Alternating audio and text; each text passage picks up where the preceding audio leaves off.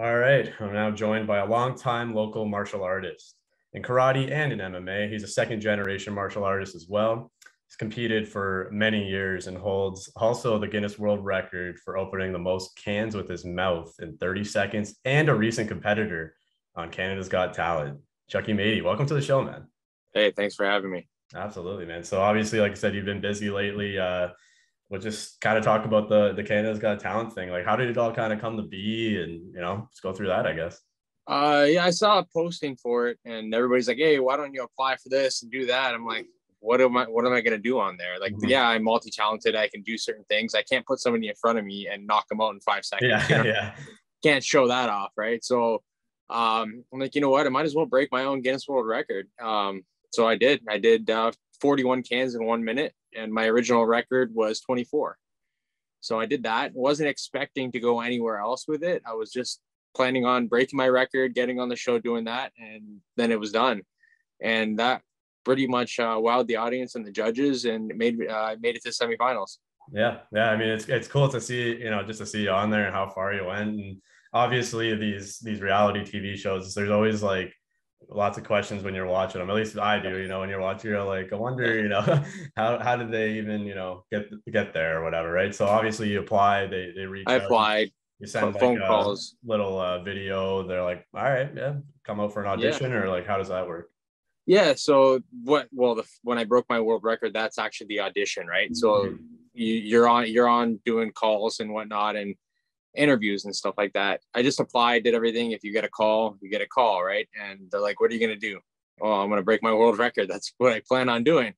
And it's unique. It's something different, right? Not everybody can do it. Not everybody can see it.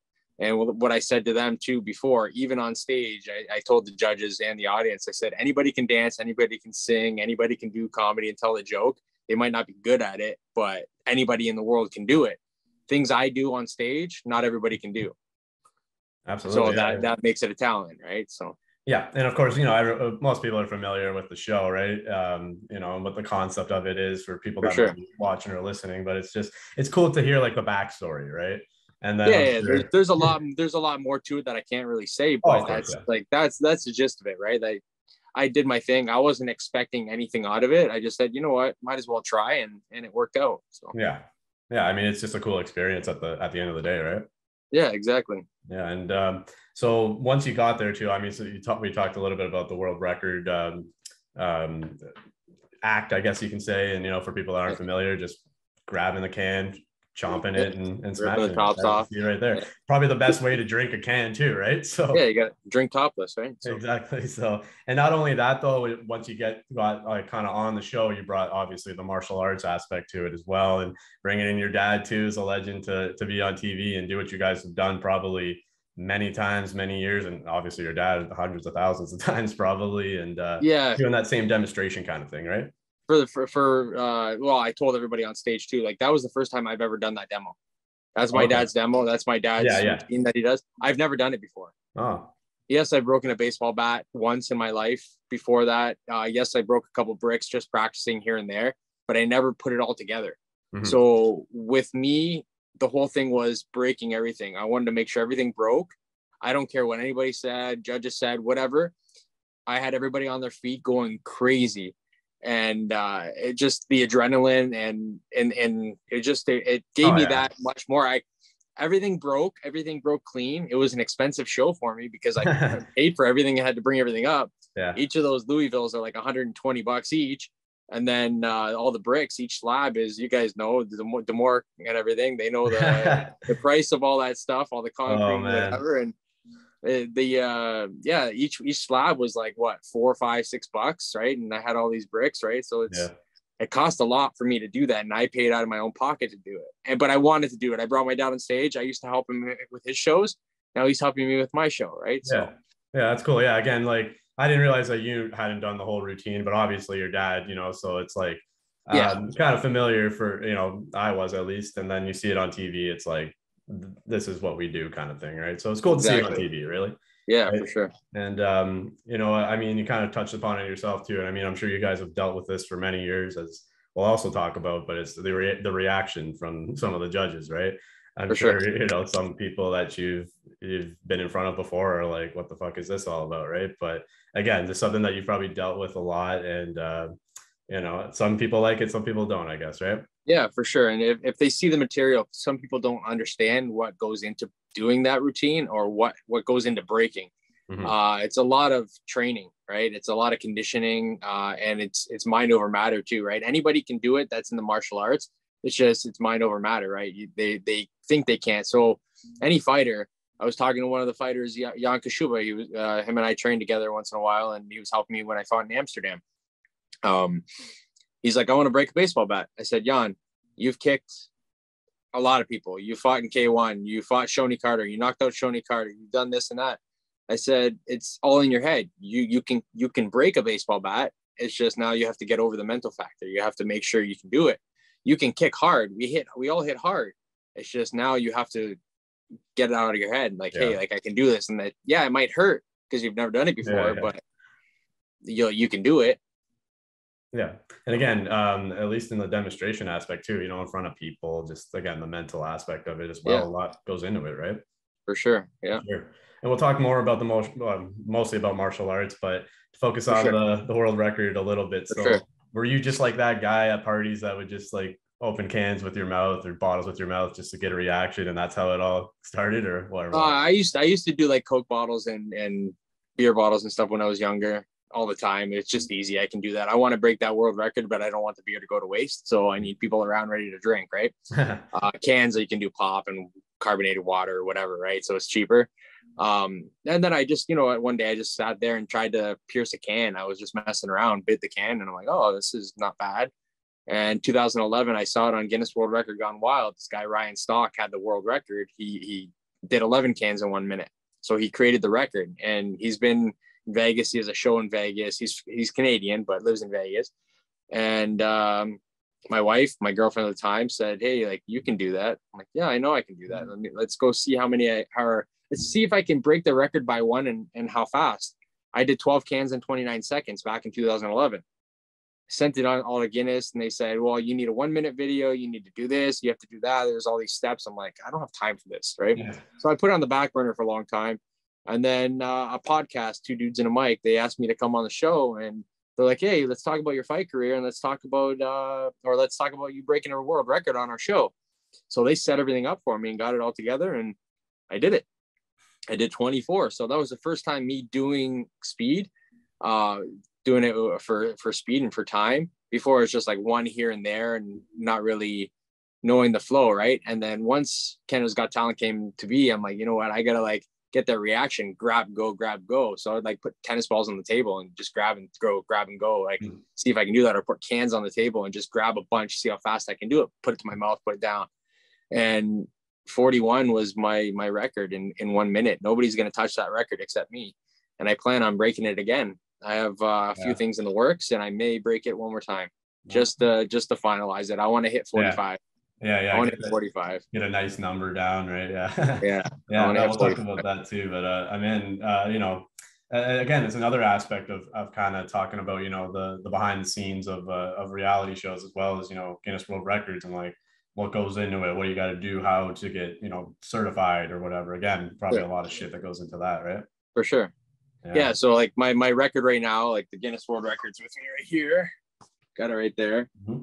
So my record's 24. The record of 41 is not finalized yet.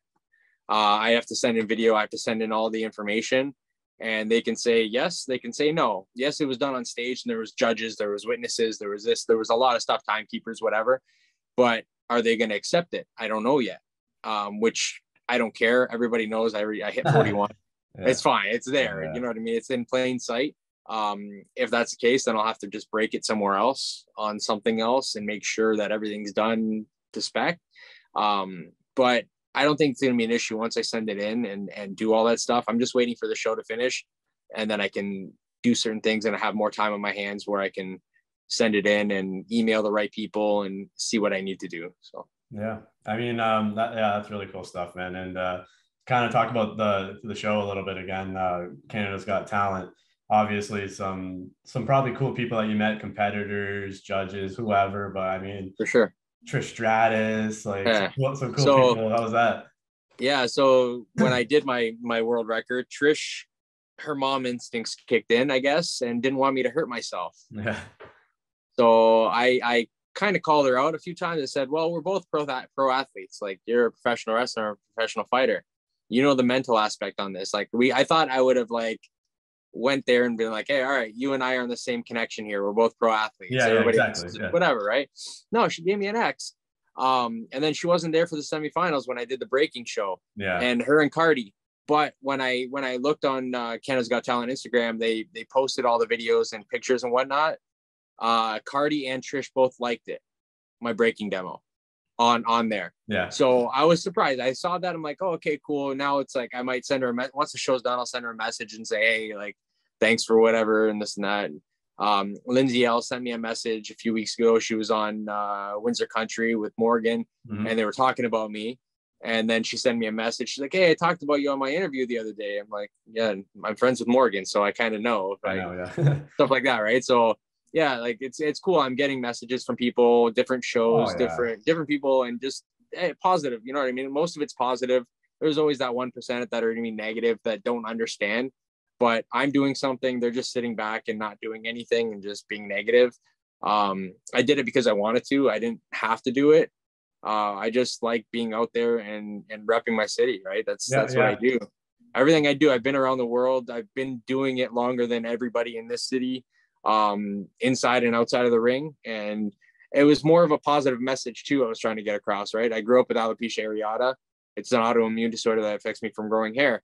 And I was bullied and picked on when I was younger. So bringing that message to kids that have been bullied and picked on, and this is where I'm at now, right? If I can do it, you can do it. So it doesn't matter if you're being bullied and picked on for whatever reason. If you just keep believing in yourself, keep focused and doing what you got to do, you're going to do what I can do, right? If I can do it, anybody can do it, right? So anybody can make it to that stage. And I did it. And I was one of 18 people in semifinals in Canada, right? There's 3.4 million people in Canada. And I'm one of 18 in semifinals. Like, nobody can take that from me, even though like I was wishing I can be in the finals next week, but it's all right. Like, Canada voted and they didn't vote me. I think I was close, but I guess it's all right. I had something special for finals if I made it. It was going to be a really, really good final if I was there. Well, you got to step it up every level too, right? A little bit. I did it all different, right? So I said I was going to break. Like, everything was about breaking. I broke a world record, broke everything on stage. Next thing, I was going to break something else, right? It could be something personal to me, right? Or it could be something else. Like, I'm breaking. And I wanted to break the mold and be the change and the type of talent that win. That's my whole thing. Because singers are going to sing, dancers are going to dance, comedians are going to do comedy. It's all the same shit all the time, right? Yeah. You need something different. You need something different and unique. Yeah. So. And you definitely don't see like these kind of demonstrations like very often, right? So, exactly. Definitely some uniqueness. And again, it's all about the experience, the exposure, and the message too, right? To send a good message. Exactly. Yeah, that's cool, man. Exactly. That being said, it all goes back to the beginning. Probably since literally the day you were born, obviously born into a martial arts family. I mean, again, being true to your city, it all started here in Windsor. I mean, it had to have been, maybe a little bit of pressure, Al Mady being your dad, but were you just like, yeah, man, like karate, sure, let's do it. Like, or were you kind of like, when you were a kid? No. So how it all started, my dad, that was what he did full time, teaches martial arts full time. My mom worked full time. So I would always go with my dad. I would be at the dojo when I was younger. And one day I was 3 years old. One day I stood up while he was teaching class and I stood next to him and I started copying him. And he didn't say a word. He felt that if he said something to me, I'd go run back and play with my toys. Yeah. Right. So he didn't say a word and he just let me continue doing what I was doing and copying him and doing whatever. And then it just went from there and I continued doing it. He never forced me to do it. He never forced me to do anything. I do it because I want to. And I have 3 kids of my own, 3 boys of my own, that I don't force them to do things they don't want to do. And 2 of them are doing karate now. My 3-year-old and my 10-year-old. My 10-year-old's competed in full contact karate tournaments and have won since he was 4 years old. Wow. And I'm not forcing them to do it. My oldest is playing travel soccer now because he wants to. And my youngest just started soccer yesterday. So it's like, I'm not really forcing them to do anything they don't want to do. They don't have to do karate. They don't have to follow my footsteps, but they want to. Yeah. And obviously that's the way to do it, right? No pressure. Yeah. Make it better. Exactly. There was always pressure though. There was always pressure because I'm Sensei's son, right? That's what I mean. That. Yeah. Every pressure from outside. It was pressure from outside until I got to a certain age where it's like, I don't care anymore. I'm doing it for myself. I'm not doing it for you guys. Like before it was like, oh, I got to make sure this person's happy, that person's happy, or I did it for them. No, now I'm doing it for me. Like, I don't care about anybody else. I have my family and that's it. I don't care. I'll do what I have to do to support my family. It's tough with 3 kids, but you gotta do what you gotta do to support your family. Yeah, absolutely, man. But talking about all this, obviously your dad's school was incredibly established here for many years, and obviously, unfortunately, isn't around anymore. So it is. It's still around. Under wraps, or? No, it's not under wraps. We are still doing our stuff. We have an opportunity of opening something bigger than what we had. Okay. We're just waiting because you never know. Tomorrow the government says, "Oh, you're shut down again." Yeah. Right.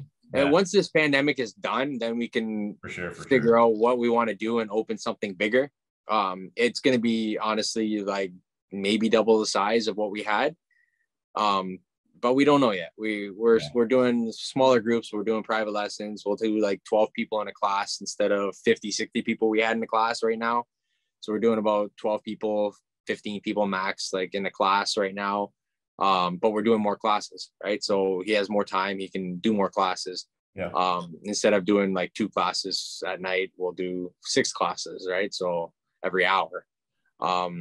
It's stuff like that. So we're still doing our thing. We're still training. We're still teaching. We're off to Thunder Bay next weekend to go teach and do seminars. Oh, cool. I might be going to Vegas again to do some seminars. That's what I do. I still train. I still fight. I still do seminars. I travel the world. I'm doing what I want to do and doing what I have to do. Right. So. Yeah, absolutely. And, it's crazy how long it feels like it's been, right? But I mean, you're only in early 30s, like. Yeah, I'll be 34 this year. Yeah. But I've been fighting. I've been training and fighting since I was 3. Yeah, exactly. And competing too, right? So and competing, So 30 years I've been competing. Most people might or might not know, you start training and then you just started getting into the tournaments and then it just spiraled from there. Or how'd it go? Yeah.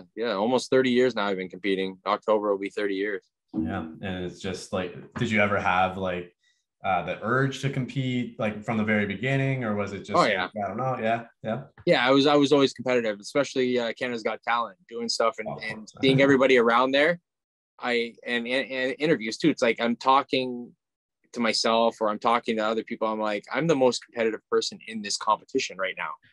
Like, none of these people are competitive. They're singers, dancers, this, that. Okay. Yeah. They've done different things, but I am the most competitive person in this whole thing that has done real competitions. Mm-hmm. You know what I mean? So it's like, that was like my competitive drive was my past, you know what I mean? Being younger, being picked on, being bullied. So it's like, why did this have to happen to me? Why me? Like, why do I have alopecia? Why this and that? I turned it to, why not me? Why can't I be good? Why can't I just go out there and be the best? And that's what I've done. I've proven that many times. I've been the best. I've been at the top. I've been at the bottom. That's my life. You know what I mean?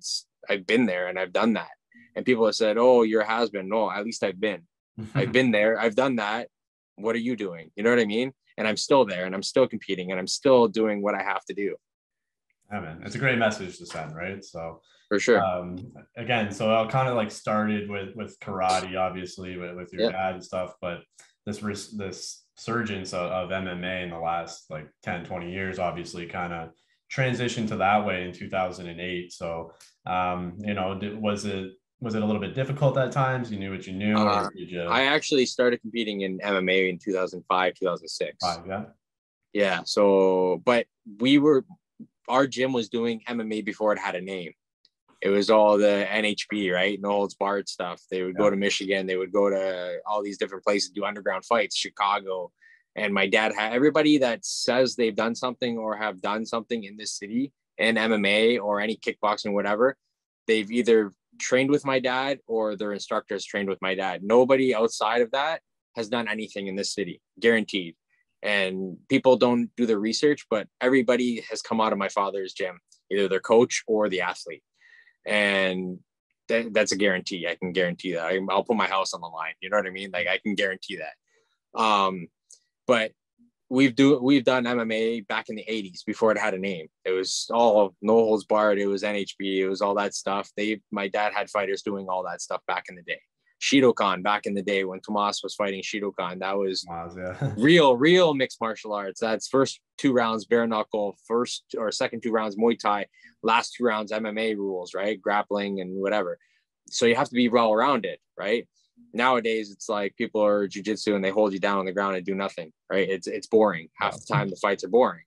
Yeah, I like striking. I like to fight. I like to watch a fight. I like to watch stand up.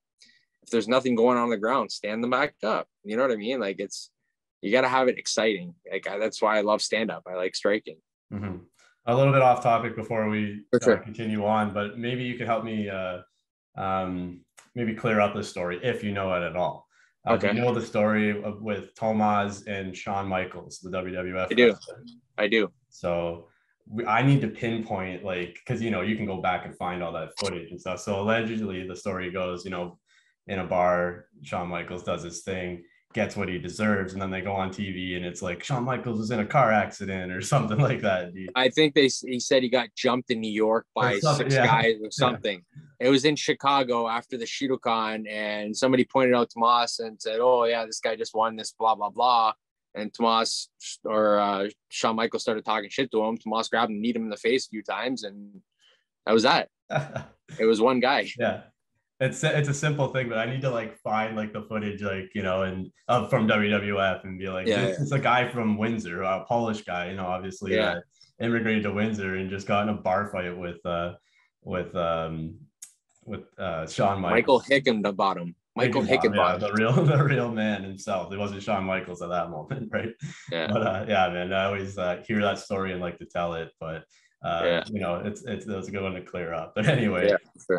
Again, kind of like you had talked about, man, obviously all these people running through your dad's dojo and competing in all these different and well-known, like Tomas and K1 and stuff like that, right? And yourself as well. A lot of notable promotions, King of the Cage, Bellator, and traveling the world through martial arts, like you talked about as well, is probably a perk to the job.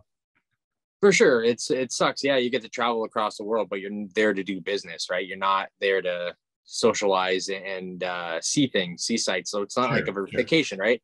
So I was in Amsterdam and I'm there for a week.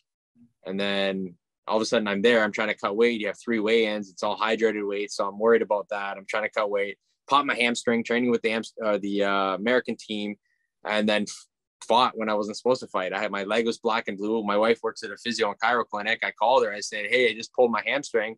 What do I do?" One of the physiotherapists said, "If it turns black and blue tomorrow, do nothing, ice it, and lay down, do nothing." And the next day it was black and blue. I put a tensor on and was hobbling around and fought. But that's just that's me being half Sicilian, right? So my being crazy and hard-headed and not listening to people, right? So I fought with injuries. When I fought Bellator, I had a fractured jaw 6 weeks before. I just cut the wires out and went in, and I beat that guy 3 times before in Muay Thai and MMA, underground fights and stuff too. And when I went there, I'm like, oh, okay, I beat him. My weight was on point because I was on a liquid diet, right? And I wasn't really supposed to. My wife was pregnant at the time, and second round, I'm like, at the end of the second round, going into the third, I said, you know what, I don't want to risk another injury, because technically it wasn't healed yet. I still supposed to have the wires in for 2 more weeks, but I'm like, I already turned Bellator down twice, right? And then they offered me a lot of money to fight at Casino-Rama, and I'm okay, yeah, sure. But I didn't let them know that I had a fractured jaw. And if you listen to the song that I walked out to, it was Through the Wire by Kanye West. And then when people put 2 and 2 together, they're like, holy shit. I'm like, yeah, like every time I walk out to a song, it means something to me. It's not just like I have this set song. No, it's something that's going on in my life at that time or whatever. It's going to happen. That's what I'm going to walk out to and go from there. Yeah, man. And that's pretty cool, actually. But you kind of touched upon the fight in Amsterdam as well too. That was pretty recent, if I'm not mistaken, right? Like with it was, Gamma, a couple months ago. Yeah, Gamma, yeah. So Gamma, so people are like, oh, it's an amateur event. It's an amateur event. It's not an amateur event. If you look at Europe, all the fighters from Europe, they're all pros. because there's no really amateur league out there. So they called it a pro-am tournament. They're trying to get MMA legalized in the Olympics. They want MMA to be a sport in the Olympics, and they're running these events like this so they can show that it's safe for the Olympics. So their end goal is the Olympics. I fought 2019 in Singapore with Gamma. The whole Canadian team that went that time were all pros. We all went there. We did our thing. Same thing this time. I was the only one because they changed it. It was supposed to be in Germany in December, and it got postponed. So everybody that was supposed to come to Germany didn't have the funding for Amsterdam a few months later, back in March. So I was the only one able to get sponsorship to go out. You have 2 people per division per country, and you go out there and you do your thing. 3-minute rounds. So it's modified rules, modified time, because you're fighting up to 3 times a day for 3 days, and it's hydrated weights, and you have to weigh in 3 times. So it's safe. They do drug testing all the time. They make sure you're hydrated weight. So nobody's walking around at 205, cutting to 170 or 155 like they normally do. You can't do that. It's impossible. So they're trying to make it safe for the Olympics. And realistically, almost everybody that was from Europe were pros. When I was in Singapore, there was guys that fought Bellator, UFC, this and that, and they were just trying to get their shit back together so they can get their contracts again. So they went and did this tournament. And it's a great experience with those guys. Gamma is really good. I hooked up with the US team because I was the only Canadian, and they had no 45ers with them. So I was training with them, guys from Rufus Sport, one guy just got signed to ONE FC, Lawrence. But I pulled my hamstring training with them, and it was just a fluke. Like, we were moving around. I was warm. I had 3 pounds left to cut, which was fine. I had 2 days before the event or the weigh-ins. And we're just moving around, doing back and forth. And then we were shooting on each other. I went, picked him up, put him down, and my hamstring popped as I put him down. And there's a random video of one of the coaches from the US team just talking, and he's doing like a selfie. He's like, "Hey guys, I'm here with the US team training, blah, blah, blah." And you see in the background when I picked him up and dropped him, and everybody looked at me because they can hear a pop and my leg. And then I continued. My dad got me a tensor. I put it on, and I was like hobbling around, let the people work with me or whatever, but I couldn't do anything. I tried to go pick up a right kick, and I couldn't because it stretched out that hamstring. Tried to throw a left kick, couldn't bend my leg. I was training with Phil Davis. Phil Davis was part of the US team. So he was holding pads for me. He's like, "Dude, you hit harder than some of the heavyweights I fought." I'm like, "I've been told that a lot." He's like, "Are you going to be able to fight?" I said, "Well, I'm not supposed to now because I called my wife and she works at a physio clinic and I don't want to risk any more injury, but I'm like, I'm going to do it." He's like, "Just stand in the pocket and you're going to knock somebody out with hands." And that's what I could have done. I went to throw an arm bar on a guy I fought. I hit him hard. And then I think at the end of the first round or second round or whatever it was, I went to throw it. I threw in an arm bar, but I couldn't bend my leg. Oh yeah. My left leg. I had my right leg wrapped around his head, and I had the arm, but I couldn't do anything with my left leg. So I couldn't pinch my knees together. I couldn't do any of that stuff because my left leg was done. I couldn't touch it. I couldn't do nothing.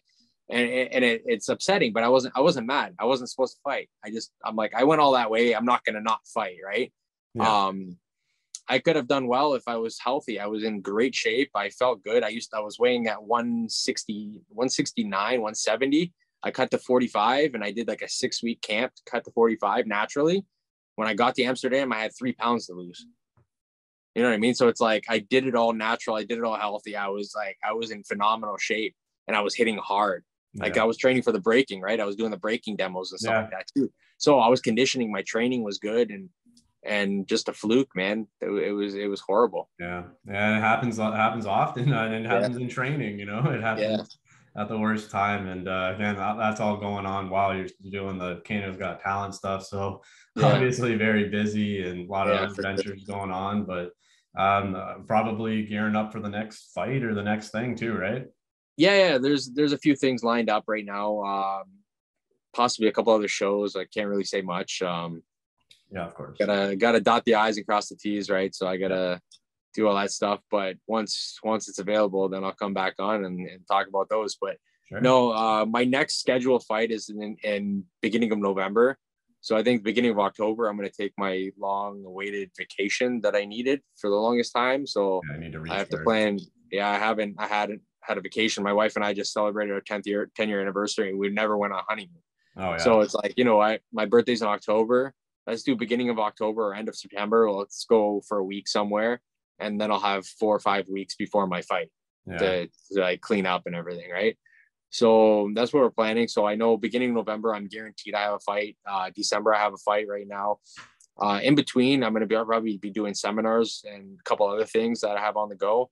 If a fight pops up, I'm in shape right now. I'm only 152, 153. So I didn't jump up in weight. Like when I was at the weigh-in in Amsterdam a couple months ago, I was 145.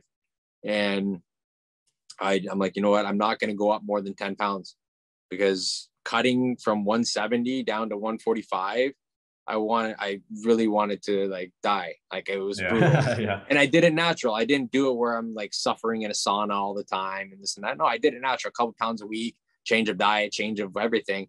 But I don't want to do that anymore. I don't like that. I like my food. So 10 pounds is nothing. 10 pounds I can do in a couple of days, and I can do it natural, and I can do it healthy. 25 pounds, whatever, was brutal. Yeah, I bet, man. Well, it's cool to talk about. Unfortunately, we got to wrap this up soon, as we're going to cut out of time here, but it's just cool to tell your story. And, you know, this is like the everyday, it's the guy in Windsor doing his thing in the martial arts world. And we love to tell these stories, man. Love to have you back and your dad as well. But yeah, for sure. Thanks for taking the time to shoot the shit. Anytime. I appreciate it. Thanks, Rick.